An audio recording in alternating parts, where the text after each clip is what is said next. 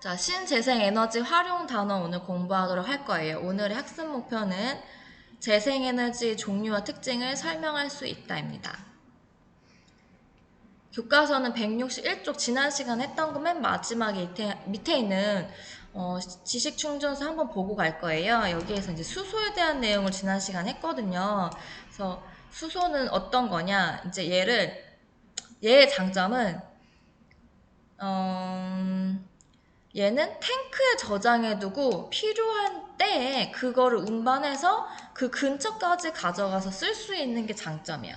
왜냐면 전기가 이제 사용이 편해서 우리가 거의 대부분은 전기 형태의 에너지를 사용하는데 이거는 이제 도시면 도시 근처에 있다기보다는 좀 먼 곳에서 이 에너지 전기를 만들어서 보내. 그럼 이건 전선을 통해서 움직이기 때문에 얘는 이렇게 먼 거리에 있는 거로 오잖아? 그때는 그 저항으로 손실이 크는 거야. 보내는 손실이 커서 거리가 먼 데서 얘를 만들면 적합하지 않아. 근데 도시에서 이런 발전소를 만들 수가 없기 때문에 발전소는 멀리 있거든. 그래서 수소의 장점은 이렇게 저장했다가 필요한 곳에 갖고 와서 손실 없이 쓸 수 있는, 그리고 연료전지를 이용하면 전기로 생성해서 우리가 쓰고 있는 제일 많이 활용하는 전기 에너지를 낼 수 있다는 장점으로 에너지 저장과 수송이 편리한 게 얘의 장점이야.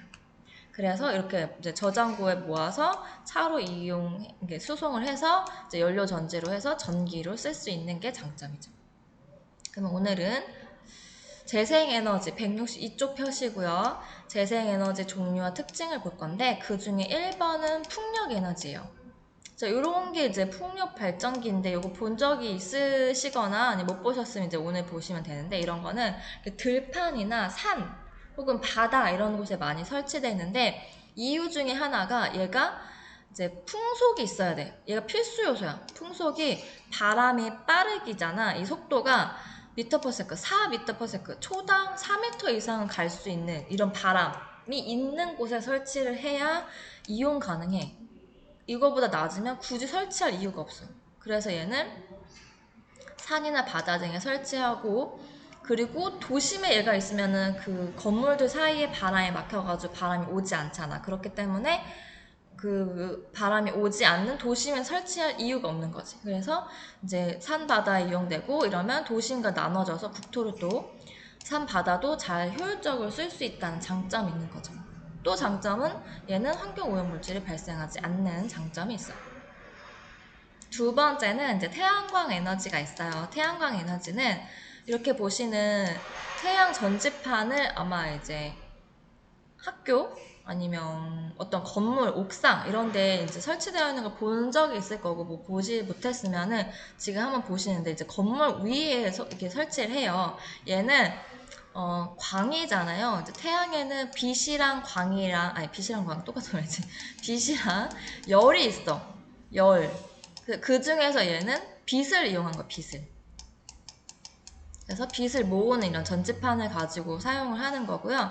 얘가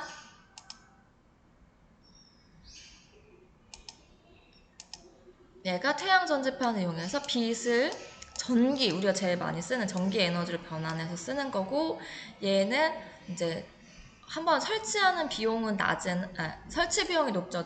초기 비용은 항상 높아. 이걸 설치하는 비용은 높으나 20년 이상 오랜 기간 쓸 수 있고, 단점은 얘는 밤에는 일을 못하죠. 낮에만 빛을 받을 수 있어서 이런 낮에만 전기가 생산되는 그런 단점은 있어요. 또 이제 세 번째는 해양 에너지예요. 얘는 이제 어떤 거냐면 바닷물이 가지고 있는 에너지를 이용하는 거야. 요거 중에 조수, 파도, 조류, 온도차 이런 걸 다 쓸 수 있어. 예를 들면 발전기가 있어서 뭐 이제 파도를 이용해서 이 파도가 가는 그 속도를 이용한다거나 그 발전기로 전기를 모아. 이것도 혹은 뭐 이제 물이 이렇게 차오르는 이 높이 차이가 있어. 그러면 얘를 물을 떨어뜨리는 그 힘에 의해서 여기다 발전기를 해서 또 만든다거나 이런 식으로 얘는 다양한 방법, 조류도 이용하고 파도도 이용하고 조수, 온도차도 이용할 수 있으나 조건은 사실 입지 조건은 굉장히 까다로운 그런 단점이 있죠. 그냥 파도가 진짜 많이 친다든지, 아니면 조수간만차가 진짜 큰다든지, 뭐 이런 식의 입지 조건은 매우 까다롭죠. 이제 폐기물, 요거를 많이 쓰면 얘는 진짜 생활 속에서 많이 도움을 줄 수 있을 건데, 얘 이제 폐기물을 연료로 전환해서 열 에너지로 사용하거나 전기 에너지, 우리가 제일 많이 쓰는 전기나 아니면 이제 난방하는 열 에너지로 쓸 수 있는 건데, 얘는 진짜 폐기물을 처리해주는데 지금 이제 매립지가 별로 없잖아요. 쓰레기 매립하는 곳이. 그래서 막 다른 나라로 보낸다 막 이런 말들도 있었을 만큼 이제 폐기물 처리는 굉장히 큰 문제 중에 하나인데, 그거를 해소해주는 그런 장점이 있지만 초기 비용은 많이 들어서 이런 설치 비용이 굉장히 비싸다, 이런 것들이 있죠.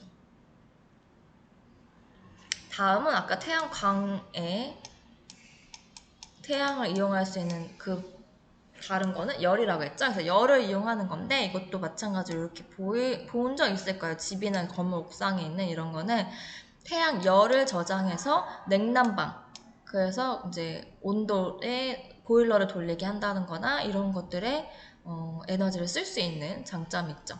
또 전기 에너지, 두 가지 중에 하나야. 열을 쓰거나 열을 만들거나 아니면은 전기를 만들거나.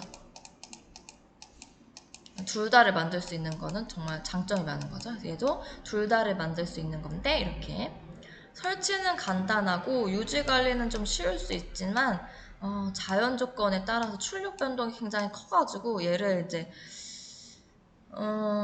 어느 태양 이제 열이 많이 뜨겁고 뭐 그러지 않은 지역, 뭐 이런 것들의 차이가 자연 조건에 따라 이제 변동 크게 생길 수 있다. 어느 날 비가 온다거나 이런 식의 이제 날씨 변화에 따라서 크게 좌지우지 될 수 있는, 그래서 다른 난방도 함께 해야 하는 이런 것이 있죠.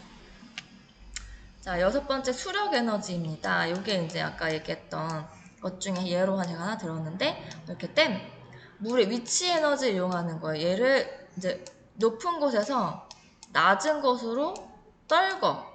그럼 이제 얘가 위치 에너지지, 과학 시간에 배웠을 건데, 얘를 떨구면은 얘를 위치 에너지를 다른 걸 변환을 시키는 거야. 그래서 회전력으로, 그래서 뭐 이렇게 발전기를 여기다 두고 걔를 이렇게 돌리는 힘으로 인해서 전기 에너지를 생산하는 거고요. 얘는 이제 운전 비용은 적고 발전 소요 시간이 짧으나 얘를 설치하는 비용, 그리고 거기 요거 설치뿐만 아니라 댐을 만들려면 이제 물을 가둘 수 있는 그런 것도 다 만들어야 되잖아요. 이런 것 때문에 초기 건설 비용이 진짜 많이 드는 그런 특징이 있어요. 자, 저번에 이제 말씀드렸던 것 중에 하나가 지열이었죠. 그러니까 지금 보시는 것처럼 이거는 땅에서 나오는 열인 건데, 거기에 생성돼서 이제 이렇게 보시는 것처럼 증기가 나오지. 땅에 있는 열이야. 엄청 뜨겁잖아요. 요 열을 이용해서 이렇게 증기가 생겨요. 그러면 얘를 이용해가지고 그 근처에 뭐 온천 있는 이런 데 가능한 거죠. 그래서 온수나 증기를 직접 이용해서 전기 에너지를 만들어주는, 이 열로 인한 발전기를 만들어서 이렇게 전기를 바꿔준다거나 이 자체를 이용하는 곳들, 에너지 잠재력이 무한하지만 이건 진짜 개발 가능 지역이 이렇게 되는 지역이 많지 않죠.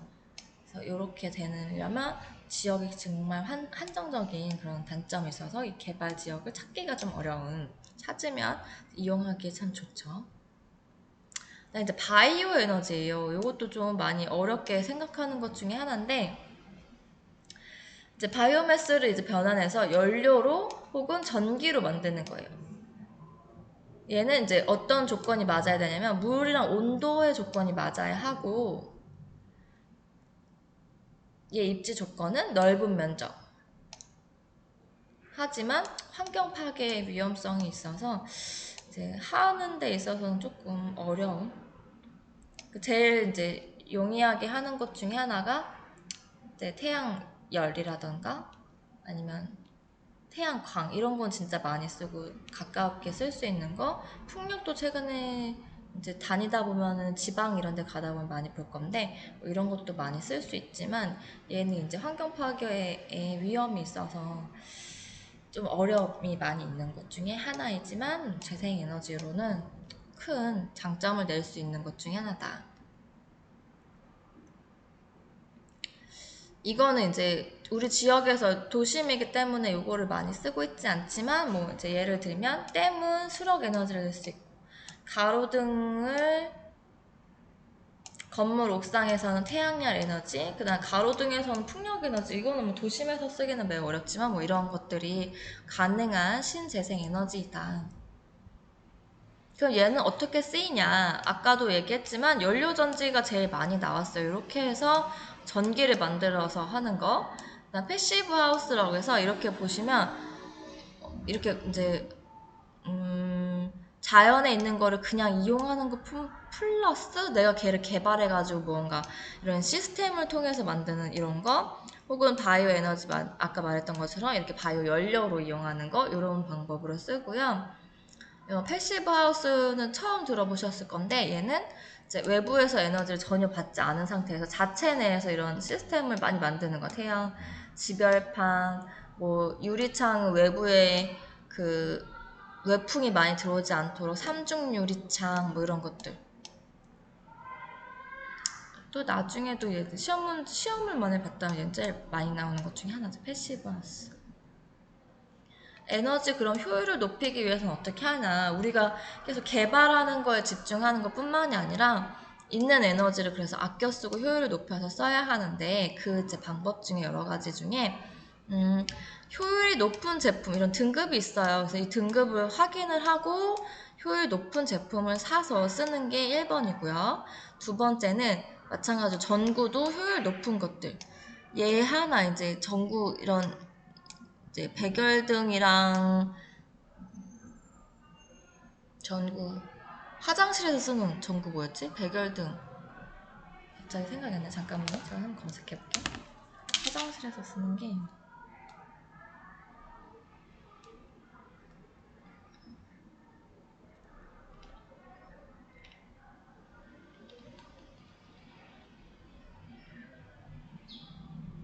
이게 백열등이구나. 얘가 백열등이고, 우리가 집에서 그냥 쓰고 있는 거실이나 방이 형광등.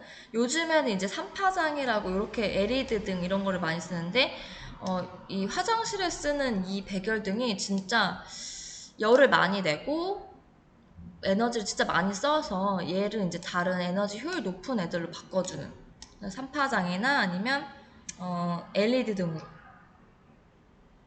많이 바꾸죠. 그래서 LED 등을 진짜 많이 봤을 거예요. 얘는 나중에 전구에 대해서 또 해드릴 시간이 있으면은 그 주거 할 때 되게 많이 하거든요. 그래서 여기는 이제 기술이어서 효율에 대해서 얘기를 하고, 또 아까 삼중창도 얘기했지만 이중창, 삼중창으로 해서 외부, 이제 추울 때는 외부를 들어오는 외풍을 막고 이런 걸 단열을 해주는.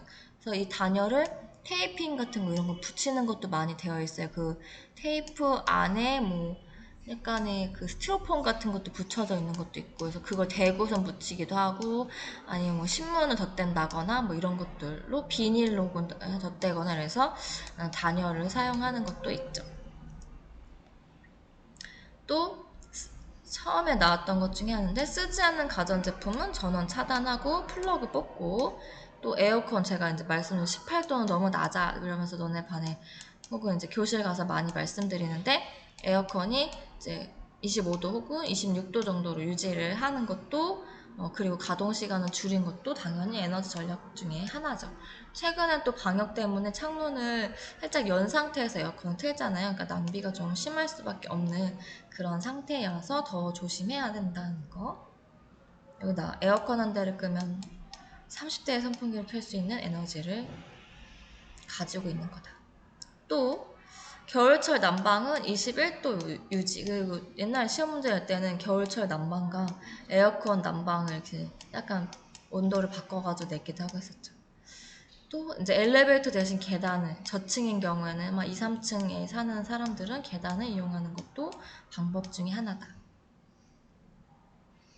요즘에는 이제 에너지 전략형 제품이 되게 많이 나와요. 그래서 얘를 전략형을 샀을 때는 국가에서 뭔가 돈을 이렇게 반환해주고 이러는 지원책도 있었던 걸로 알고 있어요. 보시면 전략형 제품은 에너지 소비 효율 등급 라벨 보고, 고효율 기자재 마크 보고, 에너지 전략 마크 이런 것들을 이제 보시고 확인할 수 있고, 등급을 보신 다음에 전략형을 사야 같고요. 이런 거는 일반 이런 제품보다 30-40%나 에너지 효율이 높고 전력 저감 능력, 성능이 매우 뛰어나서 집에서도 이런 걸 써야 합니다. 그리고 쓰는지 꼭 조사해 보시고 쓴다고 하면은 아마 가전제품 사는 데서 또 안내를 받을 건데 이런 거 차원의 국가적 차원의 지원이 있었거든요. 그런 것도 한번 확인해 보시는 게 좋겠죠.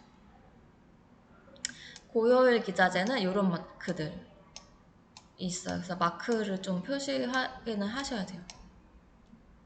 여기 아까 이제 저희가 그림에 나와 있던 것 중에 하나인데 요거 1에서 5등급으로 다 있는데 그 중에 1등급이 제일 좋은 거고 얘는 월간 소비 얘는 여기에 월간 소비 여기는 이산화탄소 배출량 이산화탄소 배출량 적어야겠죠. 아니면은 진짜 많은 그 환경오염을 시키니까. 그리고 나머지 이제 제품 세부 표시들을 확인해야 돼요. 모델명, 뭐 연간 에너지 비용은 얼만큼을 내야 하는지 이런 것들도.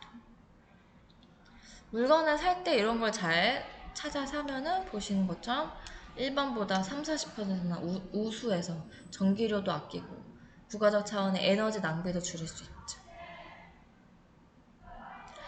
그러면 이제 우리가 한번 가정 학교에서 지켜야 할 효율적인 에너지 이용 방안에 대해서 한번 써보는 거, 다짐해보는 거를 저희가 숙제로 오늘은 숙제 요걸로 하시면 되겠다.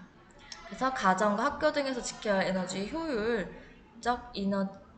효율적인 에너지 이용 방법에 대해서 한번 보시고요. 어떻게 하면 좋을지 얘는 이제 큰 숙제는 아니니까 하나, 가정에서 하나, 학교에서 하나 이렇게 두 가지만 쓰시고 오늘도 마찬가지로 노트 정리를 매 시간 할 거예요. 그래야 오셔서 검사하고 공부를 했는지 제가 또 확인을 해야 되기 때문에 이렇게 하도록 하겠습니다. 오늘은 이제 내용은 여기까지 일단 먼저 하도록 할게요.